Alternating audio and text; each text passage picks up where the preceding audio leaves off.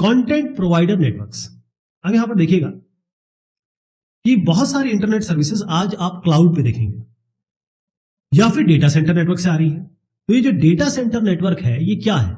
ये जो है इसमें हजारों लाखों सर्वर्स लगे हैं। जो आप देख रहे हैं ना, ये सर्वर्स है। एक ही लोकेशन पे हजारों लाखों, 1-1 किलोमीटर 2-2 किलोमीटर तक ये होते हैं। इतना बड़ा एरिया होता है। तो जो डीसीएन की मैं बात कर रहा हूं, डेटा सेंटर नेटवर्क, क्योंकि आज के जमाने में इतनी ज्यादा कंप्यूटिंग की जरूरत हो गई है, क्लाउड कंप्यूटिंग की जरूरत होती है, तो यहां पर हमको इन डेटा सेंटर से और इंटरनेट के बीच में डेटा ट्रांसफर करना होता है। तो उसका काम यहां पर हो रहा है। अब मैं आपको यहां पर बताऊंगा कि ये जब हम डेटा सेंटर नेटवर्क बनाते हैं तो इसमें कुछ चैलेंजेस है, कुछ चीजें आती हैं।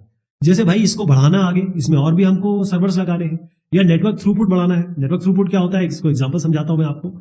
और एनर्जी कितनी यूज हो रही है ये भी देखना है कि बहुत ज्यादा एनर्जी ना यूज हो जाए। अब आपको मैं जो बता रहा हूं नेटवर्क थ्रूपुट, एक इसमें जो सबसे बड़ा चैलेंज आता है वो क्रॉस सेक्शन बैंडविड्थ आता है। यानी कि अगर आप एक ये सर्वर है और दूसरा ये सर्वर है, इसके बीच में कितने डेटा रेट, कितने फास्ट डेटा को आप भेज सकते हैं। अब इसमें समझना आपको होगा बैंडविड्थ और थ्रूपुट में अंतर क्या है।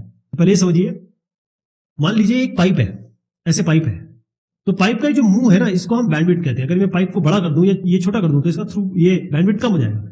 लेकिन यहां से कितनी तेजी से चीजें जा रही हैं उसको हम थ्रूपुट कहते हैं। यहां पर कार से देखिए, यहां पर एक डेटा पैकेट 1 सेकंड में आ रहा है, यहां पर 5 डेटा पैकेट 1 सेकंड में आ रहा है। तो थ्रूपुट किसका ज्यादा हुआ? इसका ज्यादा हुआ। पहले जो डेटा सेंटर नेटवर्क बनाए गए जिसमें बहुत सारे सर्वर्स रखे गए, वो बहुत ही सिंपल ट्री टोपोलॉजी पे थे। अब ट्री टोपोलॉजी का भी डिस्कशन मैं करूंगा आपसे, लेकिन अब ये समझ लीजिए बहुत बेसिक था। इसमें 3 लेयर थे, मतलब स्विचेस जो लगते थे। अब स्विचेस, राउटर, हब्स क्या होते हैं, इस पे भी बहुत गहन चर्चा होगी। लेकिन आप ये समझ लीजिए कि भाई एक जगह से दूसरी जगह कनेक्ट करने के लिए एक तो ये एक्सेस था, एक ये लेयर थी जिसको डिस्ट्रीब्यूशन या हम एग्रीगेट कहते हैं, तीसरी लेयर है ये कोर। अब ये जो था, इसमें प्रॉब्लम ये थी कि हम स्केलिंग नहीं कर पा रहे थे। स्केलिंग का मतलब हमें सर्वर बढ़ाने हैं। तो मैं आपको कह रहा हूं ना, ये जो प्रॉब्लम जो स्केलिंग वाली है, ये यहां पर समस्या आ रही थी। और ये फॉल्ट भी बहुत ज्यादा होता था। अगर फॉल्ट हो गया तो भाई सारा का सारा लेयर ही बैठ जाती थी। बहुत सारे ऐसे बहुत ज्यादा पॉपुलर जो इंटरनेट सर्विसेज है वो अपना कंटेंट देते हैं, जैसे फेसबुक हो गया, जैसे यूट्यूब हो गया, जैसे गूगल हो गया। तो वो सीडीएन यूज करते हैं, कंटेंट डिलीवरी नेटवर्क। अब कंटेंट डिलीवरी नेटवर्क क्या हुआ? यहां पर क्या है, बहुत सारे सर्वर्स है। मतलब ये सर्वर यहां होगा, यहां एक सर्वर होगा, यहां एक सर्वर होगा, और वो हम ऐसे रखते हैं, मतलब वो जैसे मान लीजिए फेसबुक है, वो ये इन सर्वर्स को ऐसे रखेगा कि अगर आप यहां पर हैं तो आपको इसी सर्वर से मिल जाए। मतलब अगर आप मान लीजिए इंडिया में है तो आपको अमेरिका तक जाना पड़ेगा कंटेंट लाने के लिए।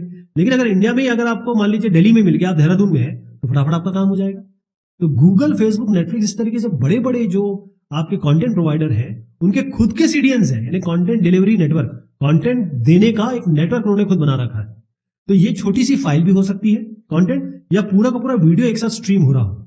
अब यहां पर यह है कि आपको बहुत सारे ये रेप्लिकेट करने होते हैं, यानी कि हर जगह लगाने होते हैं। अगर आप एक ही जगह लगाएंगे तो वहां से सब लोग एक्सेस करेंगे तो काम नहीं बनेगा।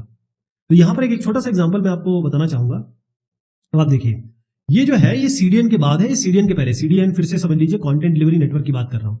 यहां पर आपने क्या किया, एक सेंटर पे लगा दिया लोकेशन पे, और इसका साइज थोड़ा बढ़ा दिया, और लोग यहां से एक्सेस कर रहे हैं। ये इधर से करेगा, ये भी करेगा, ये भी करेगा। लेकिन जब ये रिक्वेस्ट करेगा तो ये भी कर रहा है, और ये पूरा सर्च करना पड़ेगा।